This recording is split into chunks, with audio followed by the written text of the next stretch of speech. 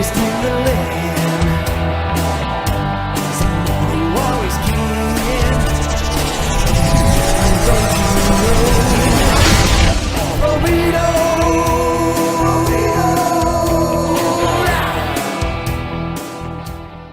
And it's now time for that Monday Night Delight. It's What's Up, Flobo After Hours, the award-winning program celebrating over a year of content. And even though we are saying goodbye on November 22nd, 2021, we're going to end this stuff strong. This show right now is broadcasting live on Facebook, on YouTube, and on Twitter and on Twitch. If you're on that Twitch, drop me a follow. Got to get my numbers up. I was on WWE Shop this week. Got the sweet MVP shirt for only $5. I am living life. I'm on cloud 9.5, baby. But before I get to today's show, because we know we're going to have some good time, 10 o'clock Pacific every Monday night here, got to give a shout out to the Boisterous crew. Those are the members of our Patreon, patreon.com/FloboBoys. These individuals make this show a possibility and reality. So I have to give a shout out to Christopher C, Christy H, ACH, Edric P, Oliver E, Princess Leia, Matthew C, John W, Richard R.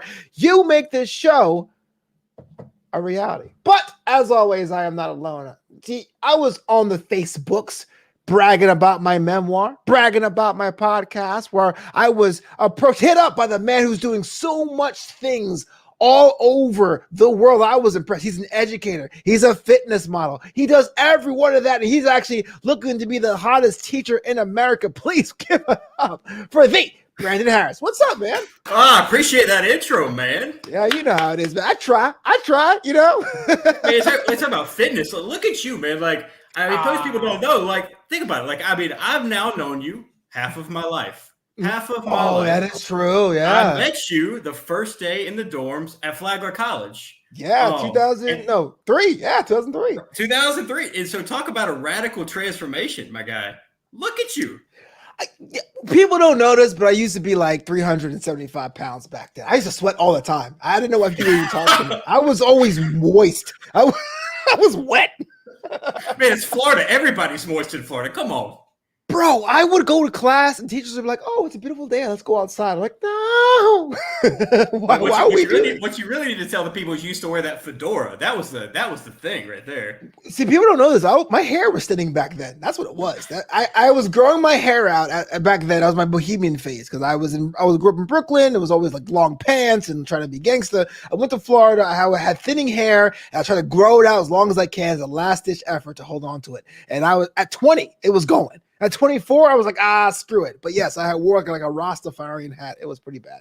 Man, now you're up there with like the great ball guys in America. It's like you, like Dwayne "The Rock" Johnson. Good company. Vin Diesel, Jason Statham. Like, I'm not nearly as athletic. I might shave my head. Dude, don't do that. Your hair is perfect. It's perfect, bro.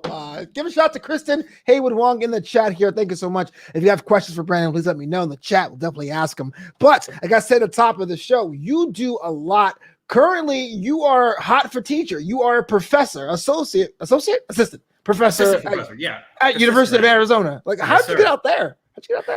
It was kind of a long journey. Like, so after I left Flagler, I moved around some. I went to North Carolina. I picked up an MBA there, and then it's actually in Chicago for a minute, working for the Bears and doing some different things in marketing in Chicago. Clemson University ended up reaching out, so moved back to the South. Grabbed a PhD there. Tiger Rag, right, exactly, Tiger Rag. Go Tigers. And after I finished at Clemson, I was applying for jobs and ended up out here in the desert. So it was never planned, but it's worked out well. Really has worked out well. Hold on. Now, I understand education is important. And if someone hits you up to go to school, you go. But like, there's someone out there that goes, "Hey, I got a master's degree. I'm okay with this." You decided to get a doctorate. So like, what made you go, you know what, my journey isn't done? Masochism. I mean, it's 100%, right? Like, yeah. That's what it's got to be. It's like I'm a glutton for punishment. Maybe it's my childhood issues. Like, I just really want to make my parents call me doctor was what it was really about, right? Do you do that? Do you say you command that when someone pisses you off at the line at the store? You go, "I'm Dr. Harris." Like, do you do that? I made Bank of America put it on my credit card. I was like, "Listen, I'm going to hand this to you.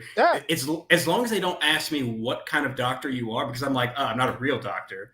Right. I'm just right, a PhD, not Oh, you're a not a PhD. medical, Okay. not a medical doctor. I'm not saving lives. Hey, look, I think about that because my master's degree is technically terminal. I got a film degree at Chapman, so like you can't be a doctor of film production. But I thought about becoming a doctor of film studies or doctor of culture anthropology, becomes a black cinema, Right. and I'm like, if I became a doctor, am I the guy who demands people call me doctor, or do I go, I'm so cool, I have a doctor, but call me Flobo? Like I didn't know how that worked. Like I think you definitely call you Flo. I feel like the people who command to be called doctor, yeah, they should just strip the degree from them. Like, why do you do that? Like, just like I don't make my students call me doctor, right? Like, I'm like, just call me Brandon or call me Professor, like whatever. Like, I don't.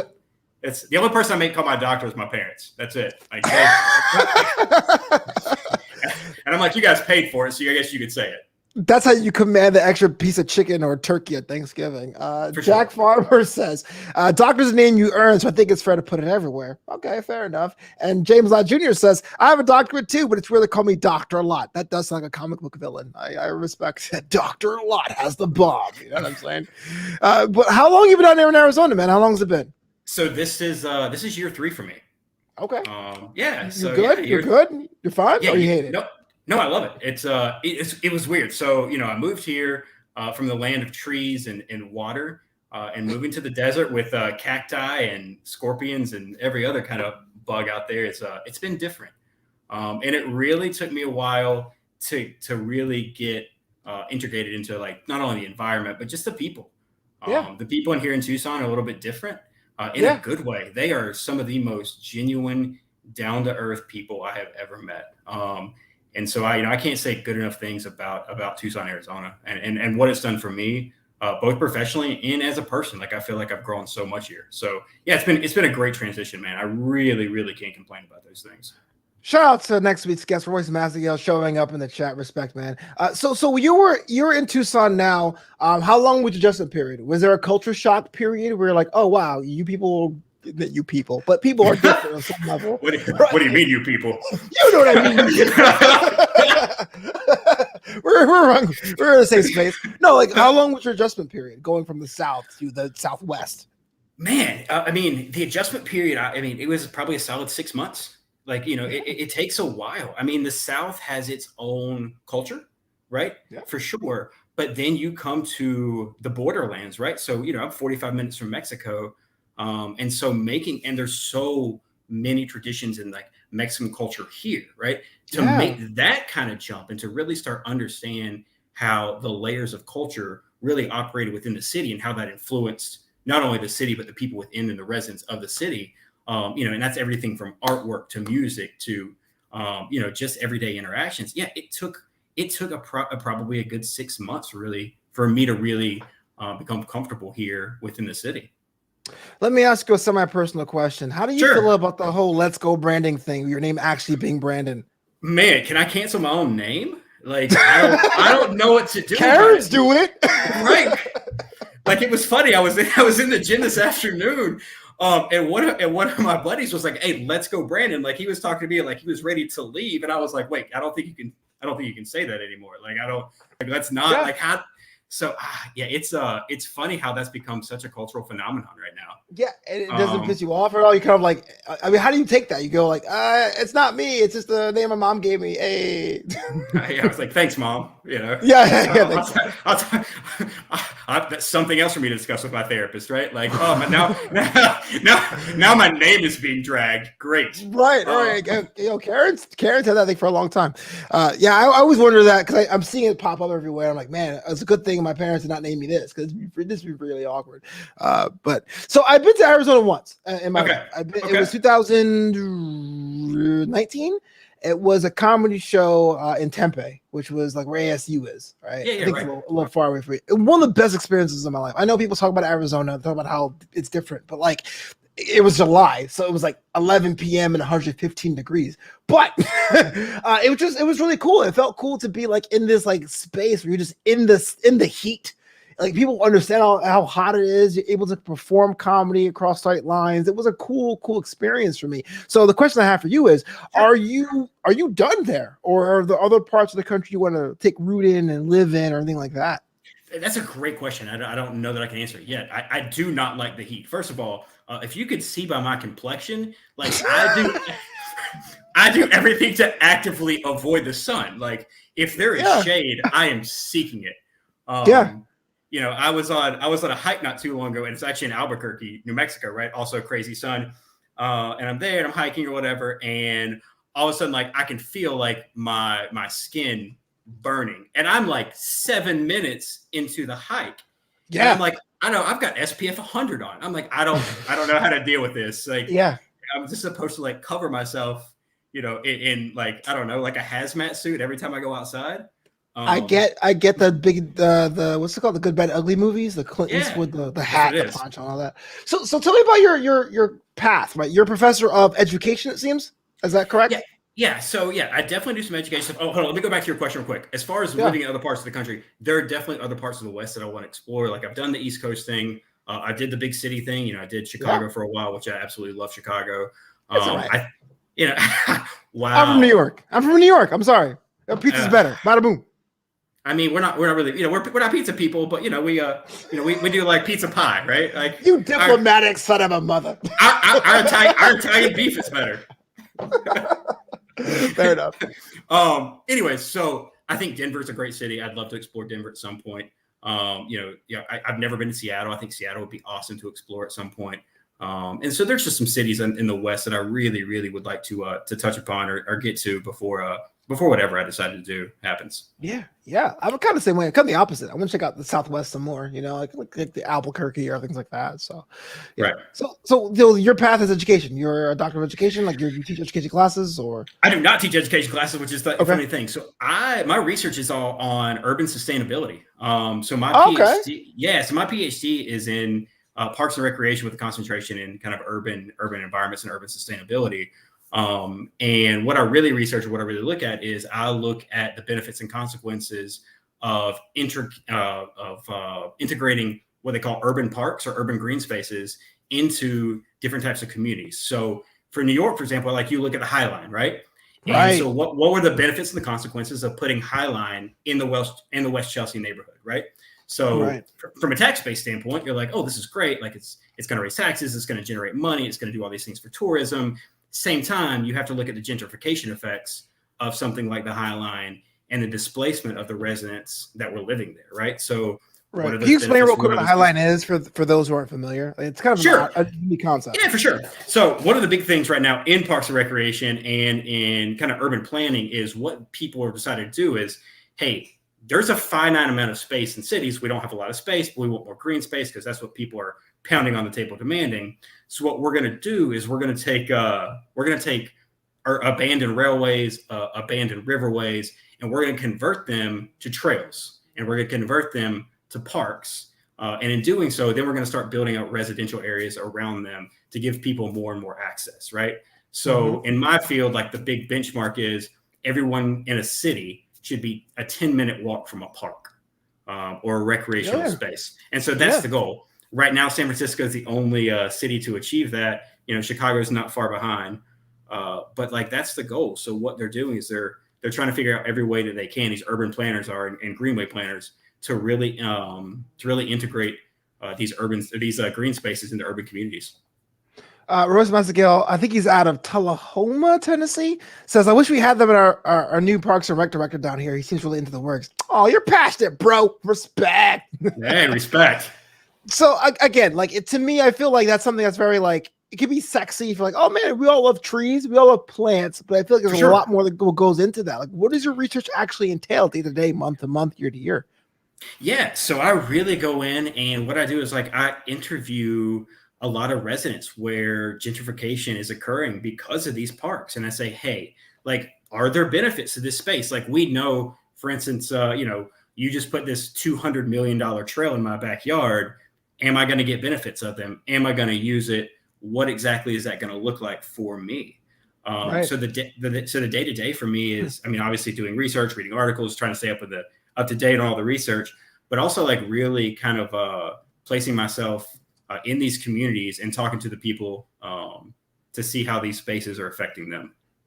Okay, cool. So, I mean, is it something that Is something that you're good at that you fell into? Is something you're really passionate about, or something you didn't really know at first that you became passionate about afterwards? Man, that's a great question. I had no idea about this field at all.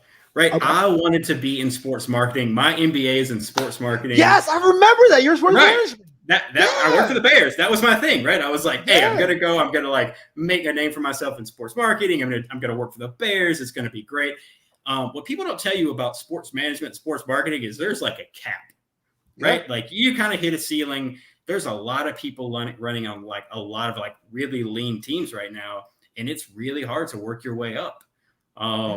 So, I was working a ton of hours and really wasn't seeing the long-term trajectory like I wanted it. So I went a different direction.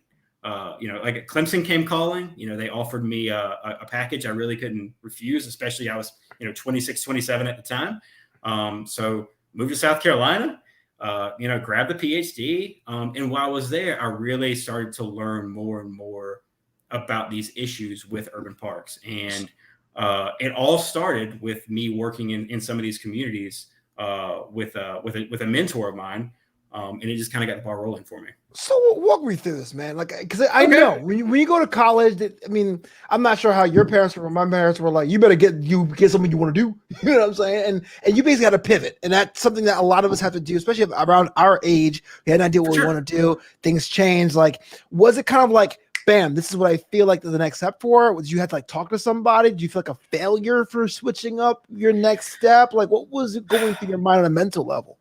Oh, that's a great question. I think that anytime we pivot, there is so much uncertainty and fear. Yeah. But my mindset has always be the only way to kind of overcome that fear is to take action, right? Like if I sit in it and I dwell in it, it's not advantageous for me. All I end up doing is being cathartic and staying in place. At that point in my career, I felt so static that I was just looking for something, and that something happened to be provided at Clemson. And so whether I liked it, whether I hated it, whether I found myself there, I knew it was going to be a meaningful experience. And I was trying to live in that moment. Right. And then, the only way I could do that was to take action. And that meant kind of taking that leap of faith and going to the university and see what path it kind of led me down. That's cool. That's really cool. So like how you and I were both at Flagler College, and for those who watch the show, so was former guest in the show, Aaron Maddox from Vanderpump Rules. I wanted to be in TV. I wanted to be in news editing. So basically, if there was a burning building, I would cut the newsreel for your 5 o'clock news. And I got the email for the film school in Chapman. And to me, that was a pivot. To go to film school, to be an editor, to do the filmmaking thing. And that sense pivoted 24 other times. But I always wonder that, because I don't know how you were, but when you go in a direction that your parents don't really know about, you kind of feel like you have this like timer or like this like small needle to thread, whether or not you want to do it or not. So, yeah. Man, I think we all still feel that. Like, I am not sure that I'm done pivoting now. Every day brings something new, and I ask myself those questions, and I deal with the existential crisis just like everybody else. Yeah. And I just keep moving. I think that's the only thing that I could really do at this point, and see what life takes me. I know that's rough to say, but it's worked out well so far, I suppose. So walk me through your classes, man. How are your kids? Are adults? How are your students? Adults? Cool? Do you hate them? Is it kind of like part of the service? No. Like, what's the thing? No, my students are. They're the lifeblood of the university. Like I really go to work most days for my students, and of course I complain about them like any other professor does. And it's funny because I will walk into class and, especially when I'm not shaving or whatever, and they're like, who is this person about to try to like teach me? Right. I don't look that much older than they do. Right. And so Dr. Harris, y'all. No, I'm just kidding. Yeah, I'm like, listen, this is what we're going to do. Who the hell I am? Google me. No, but the students are great. I really do love my students. I think one of the issues in higher education is sometimes we get lost on the fact that the students are kind of the lifeblood of the university, right? Like we forget, like we get wrapped up in research and grants, and we get wrapped up in all these different things. But the truth of the matter is, like, the most important thing in any university should be the students. And you should treat them like I try to treat them with respect. I try to treat them as adults. I give them some layaway, especially right now during COVID, like, or some leeway, because I recognize that they're going through the same kind of emotional and psychological traumas that we've all been through over the past year and a half. And whether that affects their motivation or their cognitive ability to learn, it's something that they have to deal with. And so, a lot of times during the pandemic, I felt more like a therapist than I did a professor. Like, I set up these weekly, on Saturday and Sunday nights, I made myself available on Zoom for my students. And I was like, hey, if you just want to come kick it, like, we can watch Netflix together. Like, we can talk about your life problem. Like, we can talk about whatever, because I learned really fast that a lot of students didn't have anyone to go to and just be like, hey, right. Yeah. Like, and as a professor, like, whether it's my job or not, like, I feel like I should be somewhat of a mentor and someone that they can reach out to and feel comfortable reaching out to at any point, whether it be for regular life advice or career advice or, collegiate advice, whatever they want to do. And that's one of the things. Go ahead. I'm sorry. Yeah. No, I'm saying, well, that's really awesome. Very noble of you. Yeah. I think it's, for me, it's because of a lot of things that we had at Flagler, right? Like, I had a couple professors to this day that I still keep in contact with, and they really kind of changed the scope of my life and the trajectory of my life. And, really encouraged me to be, I don't want to say be somebody, but, coming from rural Americana, growing up, with education valued, but really not to the degree that I had placed it. And, there was a lot of times that I didn't think I was going to be able to even afford to go to college. So, for me to be in the position I am now and be able to give back and mentor these same type students, it means a lot. And so for me, like, the students are, again, the lifeblood and kind of what drive me to get up and go to work every day. JLJ Media in the chat says, what makes a good teacher? I would know. I have no idea. Man, I think being a good teacher is really about open communication. I think it's like, what makes a good partner, right? Like, I think that when you clearly define your expectations for your students and you hold them to those expectations, but you're also in some ways, again, mentoring them on different life things, you're really approaching them in a manner that not only makes them feel human and respected, but it also feels like they're getting something out of the class. And they're much more, if they like you as a person and they know that you have their best interests at heart, they will learn from you. Like, they will listen to you.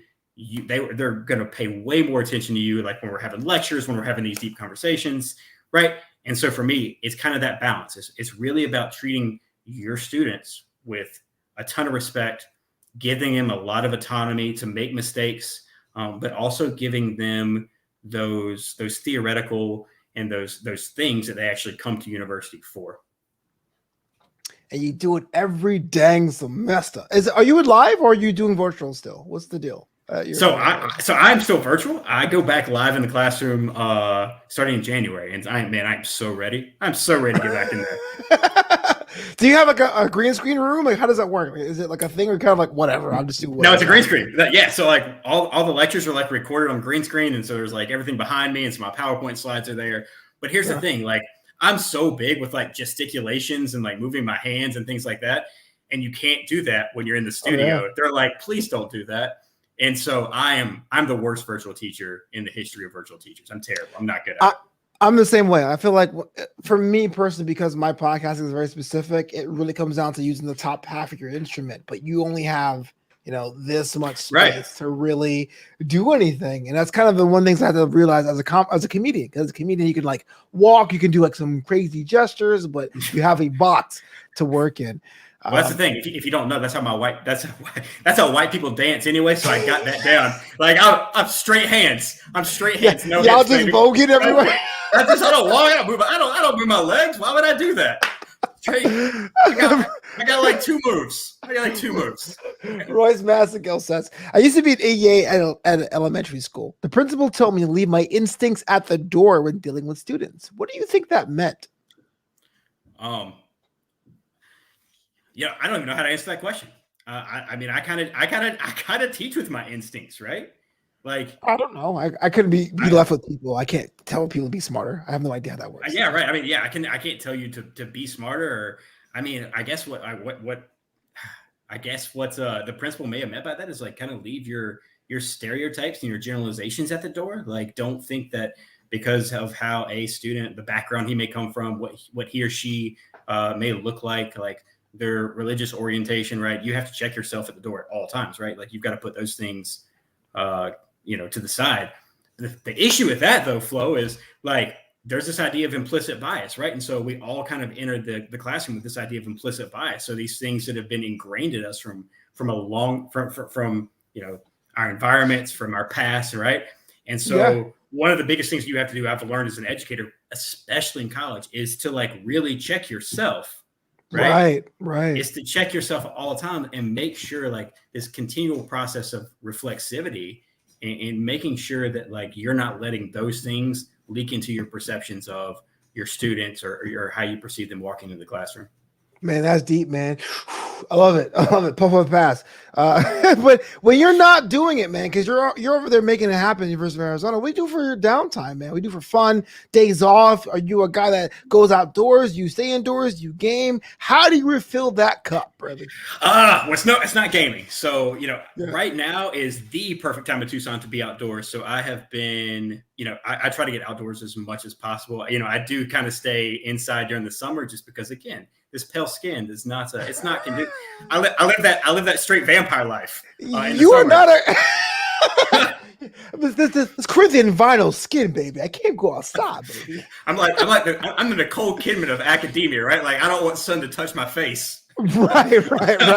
But no, during the winter, I try to get out as much as possible. There are so many great hikes here in Tucson. The biking here, like the cycling is great here in Tucson. I actually just bought a new bike to start undertaking that activity. I'm in the gym quite a bit, so I try to. I can tell, man.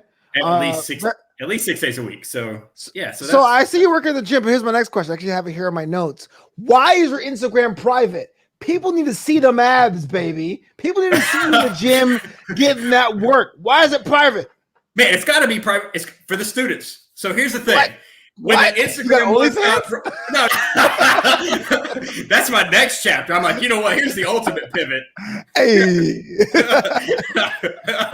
No, like one of the things that like they tell us kind of to do is to make the Instagram private. Just because they don't want students trying to friend us like during the semester and kind of those things. So I keep the Instagram and the Facebook kind of shut down. Damn. If you guys want to see this Instagram, this guy's like doing a row machine. He got like biceps upon biceps. He's wearing suits, looking all crisp. I'm telling you, man, you gotta check it out. I'm gonna keep it low key. I'm gonna keep it low key until I go on The Bachelor. Then I gotta make it public, right? As a guy who just ate 15 wings for breakfast today, I feel kind of jealous. This dude was just like, chill now.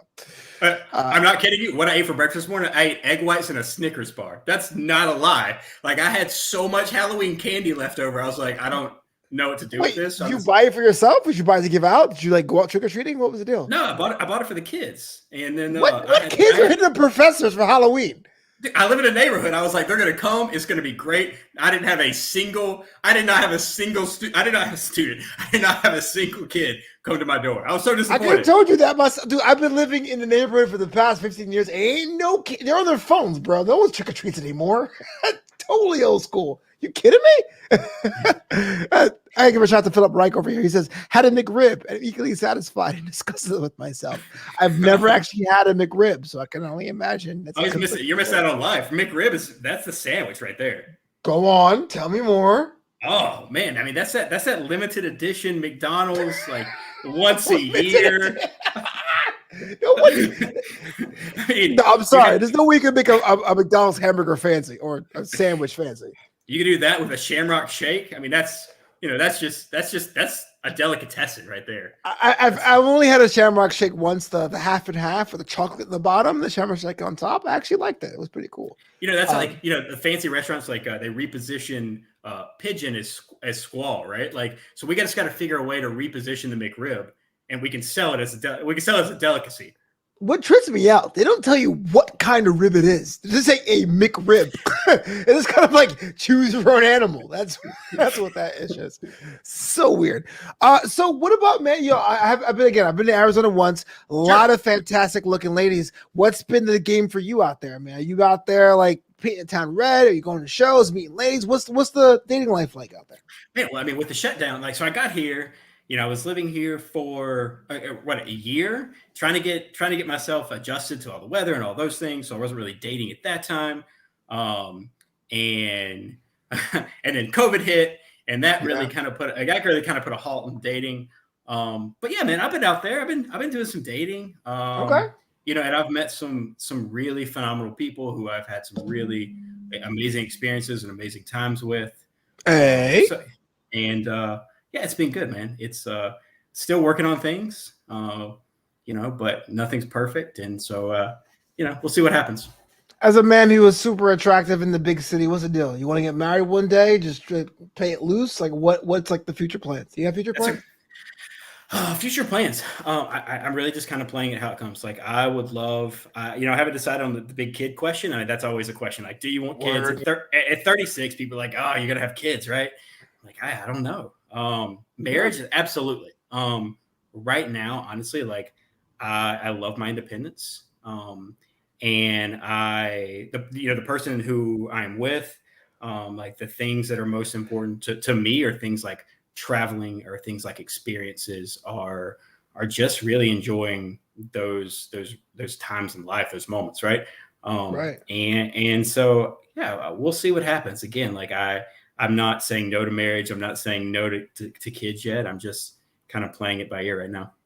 I mean, as a guy, I think the medical advances are so great now. My dad had me at 35, back in the 80s, and he's right, okay. Absolutely, he's young as right. Yeah, why not? You could have kids at 40s or 50s. You want to? For sure. Again, I bring up Dwayne "The Rock" Johnson. That man's out having kids at 50. Like, right? Yeah, he's doing great. He's doing great.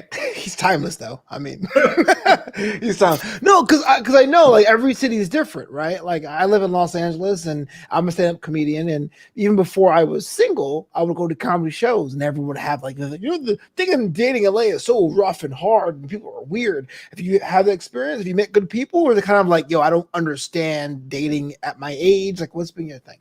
No, man. And this is what I will say. The people that I've met here, the women that I have seen and really, seen seriously, they are honestly some of the best people and the best relationships I've had. Like dating is I don't think it's easy anywhere, especially in our generation. But I think that each one has taught me so much, not only about myself, but just how to be a better relationship partner. I mean, how to be like, I probably wouldn't have done this 5 years ago, but like, I'm still, again, as a man, like I'm still learning to do things like be more vulnerable, to let some of my guard down and to let some of those walls down, to be more open and communicative about what I want in a relationship, and, to show some of those things, those affection, things like affection, right?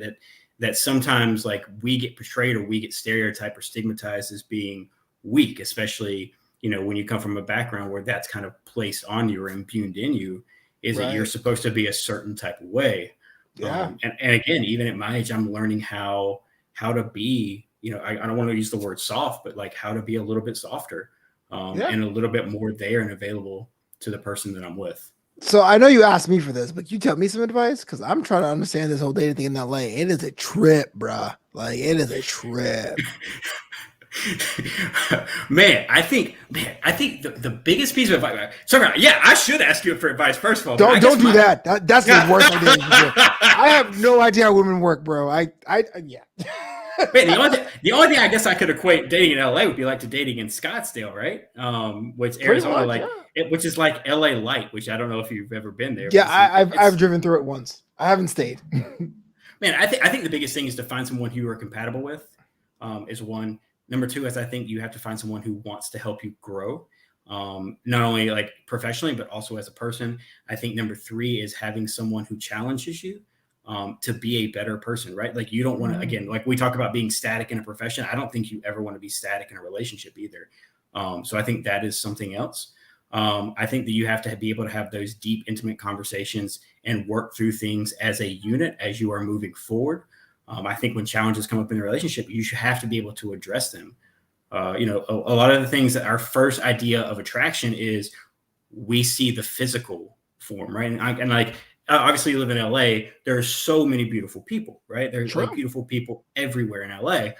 And if that's the only thing that you know about them, like it may entice you to want to get to know them more. And it's great to be physically attracted, but I think that we have to also understand that love and affection also shifts, right? As you learn more and more about them, like as their intellect or their goals and their values, I think you move from a space where you are only seeing their physical appearance to also seeing things that are so much more important, which are those intellectual stimulation, which are those values and that goal orientation. Are they challenging you to make you better? Are they making you step out of your comfort zone? In some of those things. So I think, it's one of those things where the physical nature may bring you in, but it's having those other kind of connections that really make you stay. Man, you are one deep brother, bro. I should be taking notes. Because I don't know. Because you had asked me if I had any relationship advice. I don't, man. I just piss bad things away. That's good things away. That's kind of what I do. That's my thing. I have a thing. It sounds great, and I find a way to mess it up. That's that's what I've got so far. Are you on the apps? Last question. Are you on the apps at all? No. Mm-mm. Yeah, you just want to meet people in real life, real space. I do. I think that's I did the apps for a little while, and I met a couple people in there, and that was great. But that genuine connection is just something more for me that is so much more important, right? Like I feel like a lot of times the apps you can present an appearance or a personality or a position that you are not. And I don't want to ever go into a relationship or ever to go into even a first date with a person I don't think that I'm actually getting on in real life. Like I want to know you. I want to have an actual connection with you. Yeah. And I think that's what we've lost in this area of dating. Like, we look at this idea of Flobo that's called the paradox of choice, right? So if when one little thing goes wrong, apps make it so easy to swipe to the next person, right? And what happens is we have so many choices, a copious amount of choices, that sometimes we get dissatisfied with our partner, or just because of something, a little nuance that goes wrong. You start to realize that every day can't be perfect. And because we are human, we are going to make mistakes. We're going to mess up. And the key is to understand that like you have to continue to improve yourself and work on it. If you want to be there for someone, if you want to commit to someone, like the thing is just to make sure that you're working on yourself and that person is also working on them. So you can move. Again, I say my whole thing is moving forward as a unit. I think that unit piece is the most important thing. You're intellectual as fuck. I actually looked this up. It's called demisexuality, where like you need to have a connection with someone to be attracted to them. That sounds like you, bro. Like respect. I mean, no, I can be attracted. I can be attracted to someone. Like I can see a baddie and be like, whoa, right? I don't know, bro. You like, yo, man, I want some. I can see, right? I can appreciate beauty. Like, I mean, I can go out in Scottsdale and LA, and I can appreciate the triple threat, right? The triple threat, like the lips done, the nose done, and the boobs done. Like I can appreciate the tripartite of whatever plastic surgeon people are going to. I can appreciate that, right? That's not what you were saying a minute ago. Like I want to come, I want to connect, I want to be a better man. Hold on. I said a relationship. Like relationship has to be more. Right, but I can still appreciate physical beauty. Like that's something we all can appreciate that. I don't know anymore, brother. I'm single as hell. We're talking about before because I understand. I'm pissing things away. So the project you're working on, your side project, is about the nature of graffiti. I want to talk to you about this as someone being from New York, seeing graffiti, seeing it evolve, seeing some graffiti artists go legit, quote unquote, like Shepard Fairey or Mary 9. What's your project about, and what are you looking to exemplify with this graffiti project? Right. So this project I'm undertaking is going to look at graffiti and murals, both here in Tucson. Yeah. I see you, Phil. No, but the project I'm undertaking is we're going to look at graffiti in Tucson and Chicago, and we're going to talk to some artists to talk about what their inspiration is and how their murals or graffiti connect to a certain neighborhood. Also how that graffiti may serve as a sign of resistance in certain cultures, right? And also, I think the biggest thing for me is going to be how do we start defining the difference between, or who defines, right, the difference between graffiti and a mural? Because that's been kind of a question that's kind of cascaded through my field, right? Like we have these issues where people are like, one of my biggest projects, what we found is people are so afraid of graffiti. They're like, hey, let's throw it out there. Like, white people moving into a community of color, they see graffiti and it's automatically stereotyped or stigmatized as being gang related, right? Right. Whereas a lot of times it's just associated with the culture, that the youth there are literally just putting these murals or this graffiti on a wall because it's part of who they are. It's part of their self-identity. It's part of their identity. It's part of their expression. And so you have this really strong disconnect between these two populations. And so I think my new research is kind of going to explore more this disconnect and figure out maybe how do we start to bridge some of these gaps. Yeah. Does it matter? Like, is it kind of like a fishing kind of situation where there's a difference between like wild caught versus farmed? Like, is it graffiti if it's not sanctioned, and if it's like considered art or murals if it is sanctioned, or is a lot more nuanced than that? I think it's a little bit more nuanced than that, but you are onto something, right? So a lot of these murals now are being commissioned by government officials and things like that, who basically tell them or tell the artist or whatever what they're going to display at the mural, right? The issue with that is a lot of times the neighborhoods that they are commissioning these murals in are already starting to gentrify, right?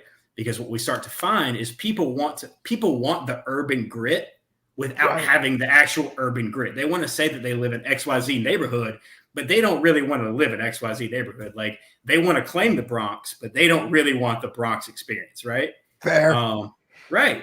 And that's just the reality of it right now. You have such a back to the city migration that grit is what a lot of people are looking for right now. But you have those murals, but then you also, again, like you have graffiti that is still legitimate graffiti.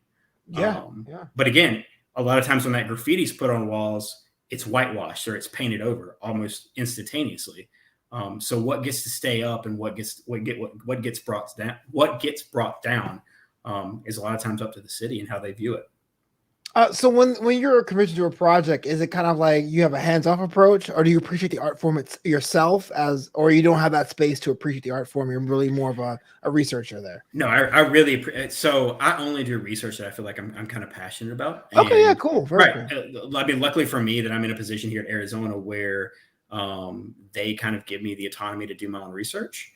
And so one of the things I've always been interested in is art. Like I love art and I love like any kind of like contemporary like type art. Like I love tattoos and I love the beauty behind those, murals, graffiti, like all those things, sculptures, right? Like I love all those things. So for me, I love going into the neighborhood and talking to the artists again about their vision, and then talking to the residents about what this mural or graffiti means to them. And then also drawing my own perspective and appreciating, what's kind of been put on the wall or whatever it might be. Yeah. So, yeah. You're doing it, man. You're killing it. And I don't know if you think of it that way. I know there's some days you're probably swamped with work, or kids are trying to hit you up, be like, "Hey, well, professor, can't get an extension." But I think you're successful, bro. Like you are a successful individual, holding it down for Flagler and beyond, man. You're killing it out there in the game. Man, I'm trying. I'm literally just trying to live up to you and your inspiration. That's what it is. Stop! You inspire me. Stop! Every day.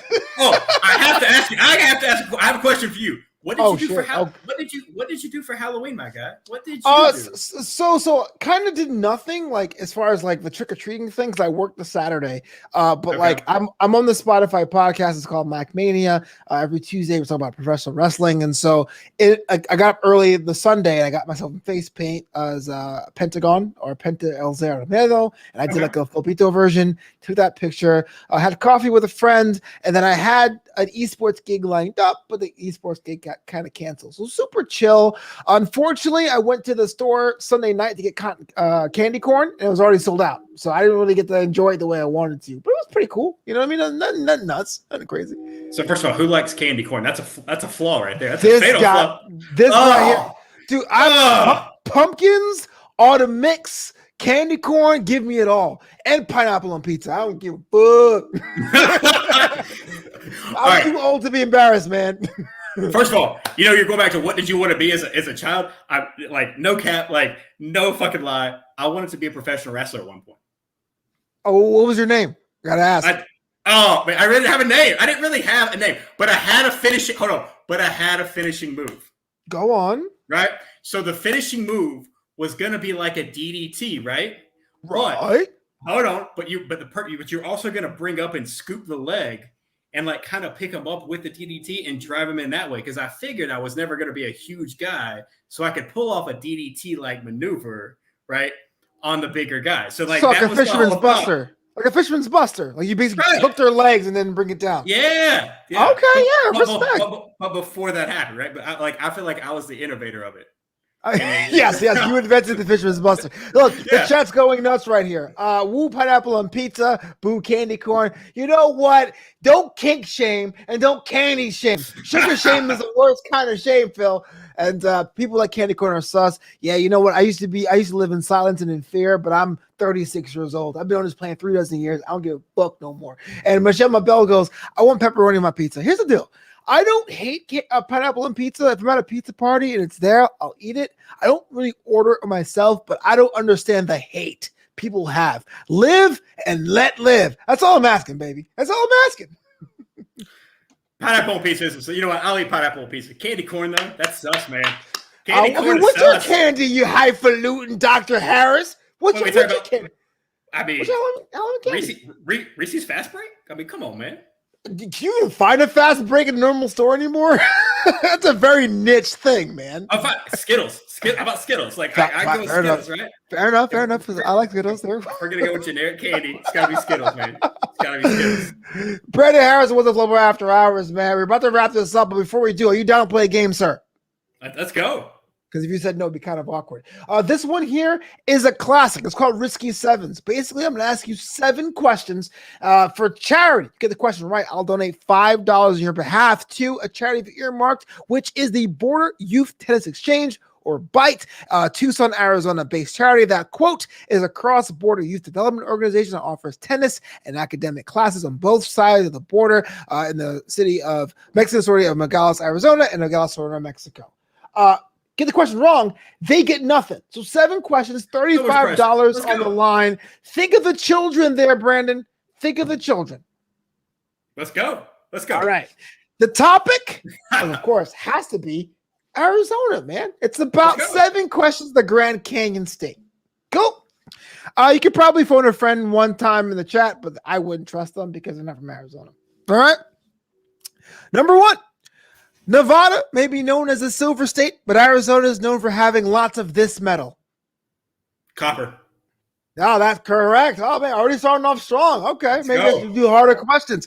Question number 2. Sports fans rejoice. Phoenix, Arizona is known for having over 170 of these.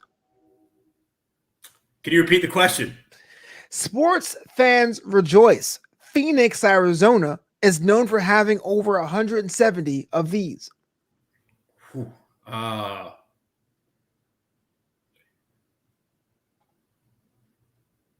Casinos?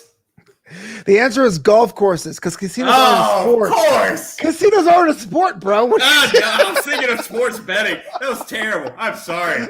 Shout out to Michelle Abel, who's not candy, but Circus candy is sus. I actually agree. I can't eat those. That's weird. $5 the bank. Question number 3. We move on. Sorry about that. Yuma, Arizona is known as the birthplace of this American civil rights activist. Yuma, Arizona is known as the birthplace of this American civil rights activist. Can I phone a friend? You can look at the chat, but the chat has not answered that question yet. They're not. I don't know. They probably will Google it for you. But Yuma, Arizona is known as the birthplace of this American civil rights activist. But how many civil rights activists do you know? MLK, obviously. Right. He was not born. I know that one is not right.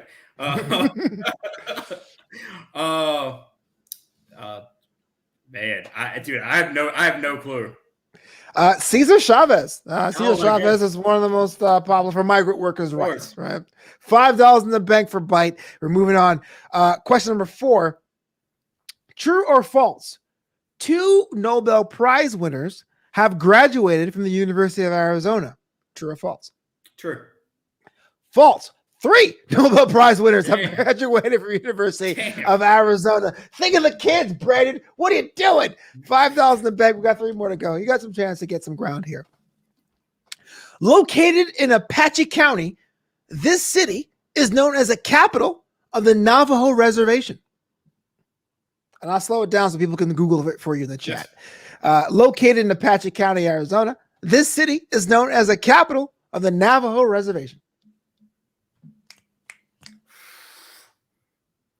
Man, I should know more about my state. I should learn more. So this is what I'm learning. I asked you if you were felt assimilated. You were like, cool. I said, I'm fitting in. This is my new state. This is me delaying until somebody in the chat hooks this question up. Yeah, absolutely. Charity is Border Youth Tennis Exchange, BYTE, or BITE Tennis. Wow, cool sport. The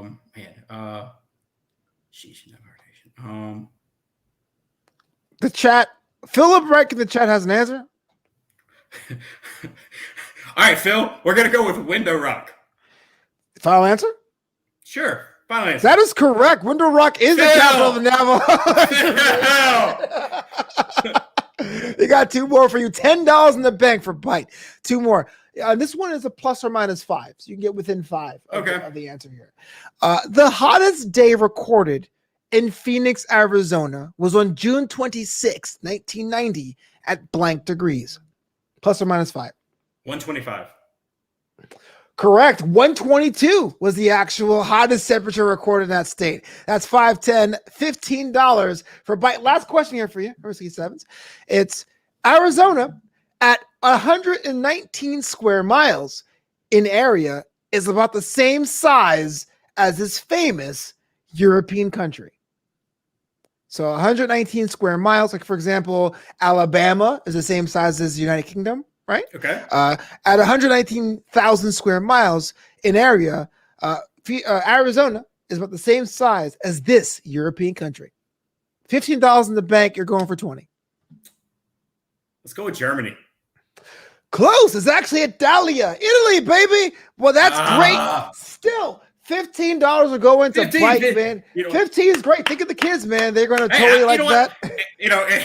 And even on my professor's salary, you know what I'm gonna do? I will match that. So at least I'll give 30 to the kids, right? 30 Oh, to the heck kids. yeah, man. I'll definitely tag you on that Twitter to make sure everything's in the bank for that. And that's great that you're able to go out there and know about half those questions for your state. Yeah, right. I tried. Shout out to Phil, though, with the clutch assist on that Man, one. I appreciate you, Phil. And Roy says, the only thing of Arizona, too, is sweet tea. I'm sorry, bro. Hey, Arizona tea is actually from Brooklyn. So I have you know it's been $1 for the past 30 years because Brooklyn knows what's up. Brandon, thank you so much for being on the show here. If someone really wanted to find you out, if they have a public social media account they can connect you with, email you, how they go about doing that? Yeah, they can obviously hit me up on Instagram, right? So it's Brandon Scott 7 is the handle. And if they really wanted to ask a question, they can email me at any point at Brandon S. Harris at yahoo.com. I didn't know you had another Instagram. You have a Finsta account? You have 2 Instagram accounts? No, I have one Finsta. I only have one. I have one Instagram account. You said Brandon Scott 7. I had Brandon Scott 9. Which one is it? Oh, it's not. It is not. Look at me. Some poor guy named Brandon's going to get like these all these requests now. Good for him. I just nuts. Thanks so much for being on the show here. Brandon Haywood Wong says, what's up? Shout out to Window Rock, Arizona. I got to visit. You guys are pretty dope in Navajo Nation. After Hours in its final month of shows, we'll be back next week with Royce Massive. Before we get out of here, Brandon, just between you, guy to guy, do you have like a special motto or axiom or like vibe you tell yourself, a self-affirmation, something like that to get you pumped and hyped? Man, no self motto. Just I don't know, man. I just kind of live life how you want to live it, and just keep doing you, and just keep pushing forward. I don't know. Like, how about this? How about this? I I had a New Year's like mantra, and I'll give you the New Year's mantra. You ready? Tell me. Here we go. Never be careless with anyone's heart, including your own. Oh, that's deep as hell. I love That's it. for you. That's for you, Flo. That's for you, and that dating advice, my guy. That's for you. I don't know anything about dating advice. These girls, I feel sorry for them. I'm totally a mess. But that does it for me. Until next time, next week, Royce Massacre will be in that seat next week. After hours are closed. Catch you next Monday. Appreciate it, You're folks. still alive.